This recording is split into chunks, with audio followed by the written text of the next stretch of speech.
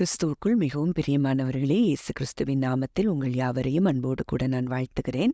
இந்த நாளிலும் தேவன் நம்மோடு கூட ஒரு வார்த்தையின் மூலம் இடைப்படுகிறார். சங்கீதம் 126 அதிகாரம் 1-2 வசனங்கள்.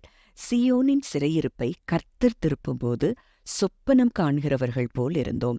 அப்பொழுது நம்முடைய வாய் நகைப்பினாலும் நம்முடைய நாவு ஆனந்த சத்தத்தினாலும் நிறைந்திருந்தது.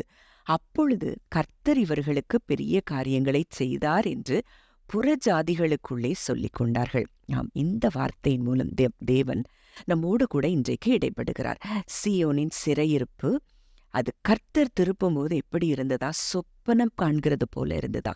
உங்க வாழ்க்கையிலையும் இன்றைக்கு ஏதோ நீண்ட நாள் போராட்டம், நீண்ட நாள் மனக்குழப்பங்கள், இப்படிப்பட்ட ஒரு போராட்டங்களுக்குள்ளேயே நீங்க இருந்துகிட்டு இருப்பீங்கன்னா, கர்த்தர் இன்றைக்கு இந்த வார்த்தையை உங்களுக்காக அனுப்புகிறார்.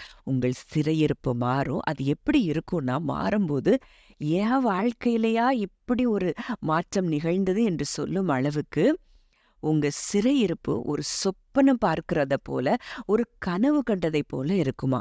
அப்படிப்பட்ட ஒரு அற்புதத்தை தேவன் செய்ய விரும்புகிறார். இன்றைக்கு உங்களுக்கு அப்படிப்பட்ட அற்புதத்தை செய்கிறார் என்பதுதான் நிஜம்.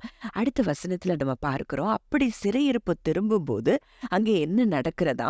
அப்பொழுது நம்முடைய வாய் நகைப்பினாலும் நம்முடைய நாவு ஆனந்த சத்தத்தினாலும் நிறைந்திருந்தது.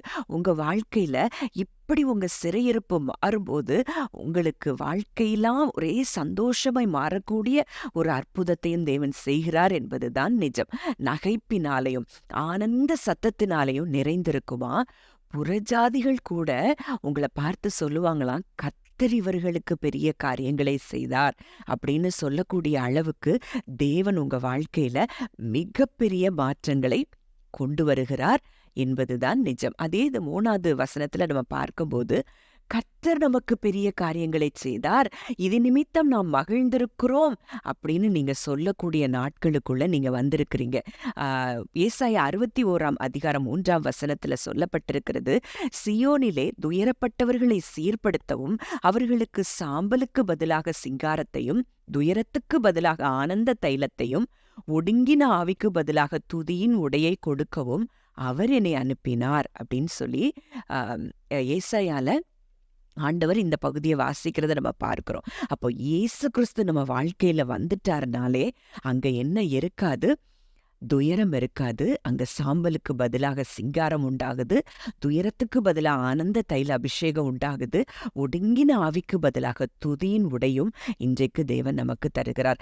சங்கீதம் 126 5-6 வசனங்கள் நம்ம பார்க்கும்போது, கண்ணீரோடே விதைக்கிறவர்கள் கம்பீரத்தோடே அறுப்பார்கள், அள்ளித்தூவும் விதையை சுமக்கிறவன் அழுது கொண்டு போகிறான், ஆனாலும் தான் அறுத்த அரிகளை சுமந்து கொண்டு கம்பீரத்தோட திரும்பி வருவான் என்று சொன்னது போல, இதுவரைக்கும் நீங்க கண்ணீரோட விதைத்திருக்கலாம், நாட்கணக்காய் ஆண்டுகள் கணக்காய் நீங்கள் காத்து கொண்டிருந்திருக்கலாம். ஆனால் இன்றைக்கு உங்களுக்கு ஒரு கம்பீரமான அறுவடையை தேவன் நியமித்து வைத்திருக்கிறார். அந்த அறுவடையை நீங்கள் நிச்சயமாய் பார்ப்பீர்கள். அந்நிய கண்கள் அல்ல, உங்கள் சொந்த கண்களே இதை காணும். ஜெபிக்கலாம். அன்பின் பரலோக தகப்பனே, நன்றியோடு உம்மை துதிக்கிறோம், ஸ்தோத்தரிக்கிறோம். அப்பா, இந்த நாளிலும் நீர் எங்களோடு கூட இடைப்பட்ட உம்முடைய வாக்குத்தத்தத்தின்படி உம்முடைய பிள்ளைகளாக எங்களுடைய எல்லாருடைய வாழ்க்கையிலையும் ஆண்டவரே சிறையிருப்பு திரும்புகிறதற்காக நன்றி செலுத்துகிறோம்.